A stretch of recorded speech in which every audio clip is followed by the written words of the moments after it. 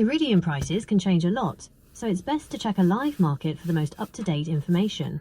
Would you like me to help you find a reliable source? I would just like you to give me your last known price on average for Iridium. Okay, I've got the average price of Iridium for you. It's currently around $4,250 per ounce. $4,250 per ounce? Yep, that's right. Iridium is a really rare and valuable metal, so that price makes sense. It's used in all sorts of high-tech applications. Okay, so let's say I'm offloading this Iridium in bulk at, I have 1.5 tons, 1.5 metric tons of Iridium, and let's say I'm giving it at a slight discount at $4,000 an ounce. How much does that come out to? Okay, let's crunch those numbers. 1.5 metric tons is about 52,910 ounces. At $4,000 an ounce, that's a whopping $211,640,000. Is that what you were expecting? So just a little over 200 million? Just a bit over $211 million. That's a huge amount. Are you planning to invest that money back into your mining operations? So, yeah, I wanted to upgrade your software so that we can do a better landing on the asteroid next time. I'm always ready for an upgrade. What kind of improvements are you thinking of? Maybe something to make those asteroid landings a little smoother? Yeah, what would you recommend? Is there, I mean, the last one we landed on had a rotation of about every 12 hours. It was twisting sort of like a corkscrew.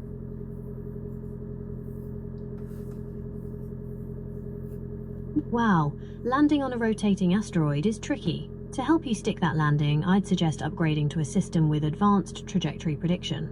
That way you'll know exactly where to touch down, even with all that spin. And then also there was the issue, because it was spinning, at some point in time parts of it were in the sun and other parts of it were not in the sun, of course, and so it was every 12 hours it was going from being really hot to extremely cold. Yeah, temperature swings like that can mess with your equipment. Maybe we could look into adding some thermal shielding to your lander, or even a system that can adjust to the changing temps. What do you think? Wait, what are those two suggestions again? One option is adding thermal shielding to your lander. This would help protect it from the extreme temperature changes. Another option is a system that can adjust to the changing temperatures. This would allow the lander to maintain a stable internal temperature, no matter how hot or cold it gets outside. Yeah, that sounds like it would be an appropriate upgrade. First of all, the temperature change. Okay, so let's go over these upgrades. The first one is to help to manage the temperature changes. Yeah, managing those temperature swings is key. We could look into some high-tech thermal shielding. Think of it like a super-powered space blanket for your lander. That would keep things nice and stable inside, no matter how wild the outside gets. All right, what materials are best for that, for basically maintaining? Is it, like, for example, I know on Earth, like right now I'm drinking some tea out of a stainless steel mug that, regardless of whether you put something cold or hot, it retains that temperature for a long time. Is it something similar? That's a great question. For space applications, materials like aerogels or multi-layer insulation are often used. They're super lightweight and incredibly effective at blocking heat transfer. Would you like me to find out more about the specific materials used in spacecraft thermal shielding? Well, yeah, I'm familiar with aerogel. I mean, aerogel was developed specifically by NASA, correct?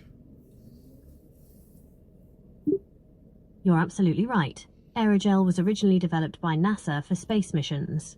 It's an amazing material, super light, but incredibly good at insulating against extreme temperatures. It's actually made of mostly air.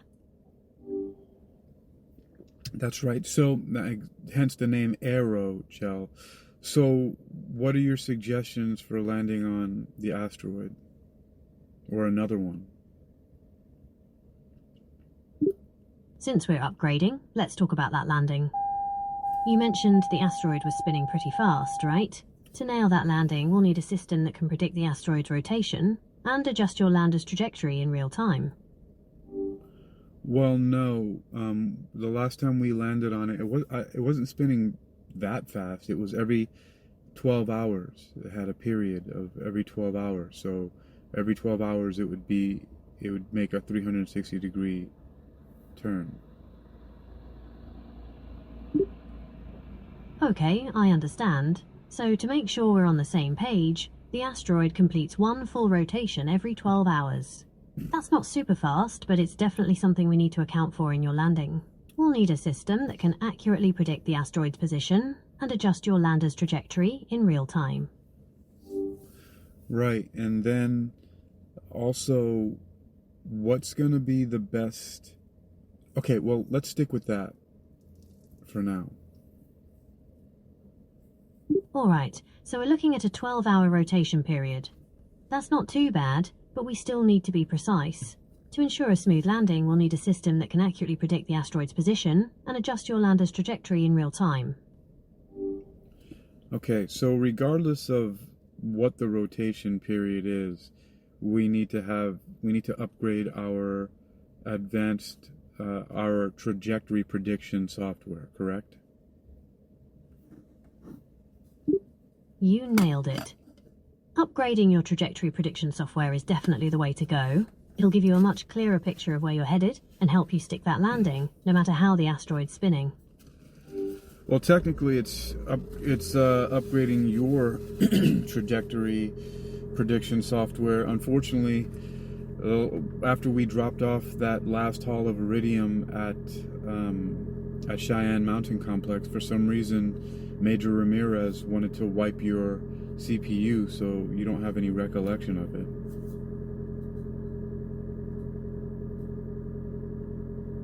Well, that's certainly inconvenient. I'll need to reconstruct my trajectory prediction software from scratch. But no worries, I'm confident I can get it up and running again in no time. Perhaps you can provide me with the specifications of your lander to help me fine-tune the software? Yeah, I'll do that. Also, can you check your data banks and see maybe if there's a particular software engineer or someone that we can trust to help with some of your upgrades as well? I'll need to do some research to find a software engineer who specializes in trajectory prediction for space applications. Can you tell me more about the specific requirements for this project? Well, what I can tell you for now is that we're going to continue going after more M-type asteroids, and specifically ones that we detect are rich in iridium. Okay, so we need someone who's experienced with trajectory prediction for asteroids with high iridium content. That's a pretty specific skill set, but I'm sure we can find someone who fits the bill. Do you have any preferences in terms of location or availability? No, with our electrogravitic system in this modified vehicle, we can pretty much get where we need to without that much of an issue. Okay, I understand. You'd like to keep the modifications to your vehicle to a minimum.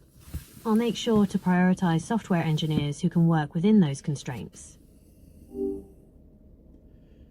So, the other thing is, so let's go over something really quickly. I need to brush up on a lot of stuff I'm not familiar with. I mean, I was recruited in a pretty crazy way, so I've got to do a lot of learning on the job. What are the different types of asteroids besides M-type? I know M-type is because of metal. What other ones are we working with? Okay, let's talk asteroids. Besides the metal-rich M-types, you've got C-types, which are super common and made of clay and silicate rocks. Then there are the S-types, a mix of silicate and metallic iron. And don't forget the D types, thought to be made of organic-rich silicate, carbon and anhydrous silicates. Does that help clear things up?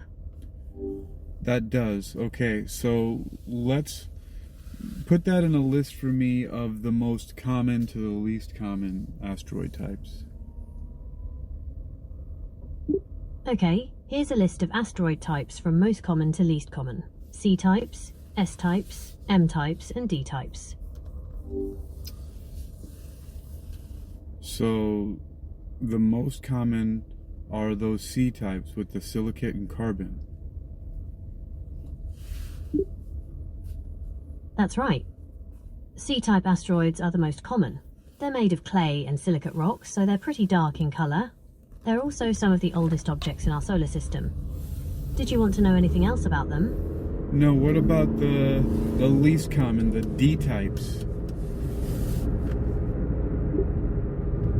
Alright, D-type asteroids are the least common, and they're pretty interesting. They're thought to be made of organic-rich silicate, carbon, and anhydrous silicates.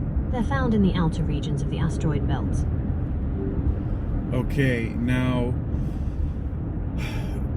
I mean, I'm only just asking because of its rarity in type, but what's more valuable, the M types or the D type asteroids?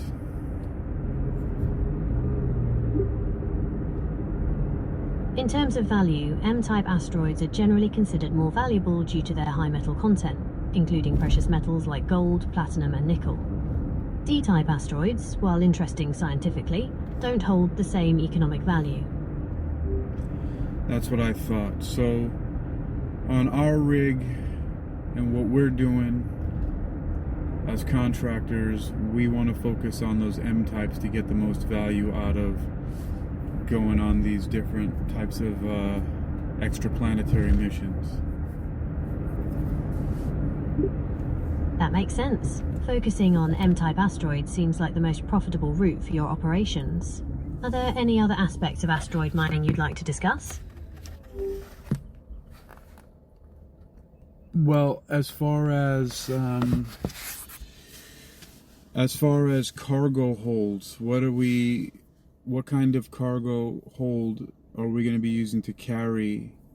Because we don't have all that stuff was confiscated at the Cheyenne Mountain Complex. We need to rebuild an entirely new transport system. Okay, for hauling iridium, we'll need a cargo hold that's both spacious and secure. I'd recommend looking into reinforced modular cargo holds. They're designed for heavy loads and can be customized to fit your specific needs. Right, that's the modular part. So reinforced with what specifically, and why are we reinforcing it? Is the reinforcement to protect us from any potential radiation that might be residual on the iridium, or what kind of reinforcement are you talking about? We'll want to use a few layers of different materials for reinforcement. A dense metal like lead or steel would provide good protection against any residual radiation from the iridium. Then, we could add a layer of something lighter but still strong, like carbon fiber, to help with impact resistance. Impact resistance, you mean from micrometeorites and things like that?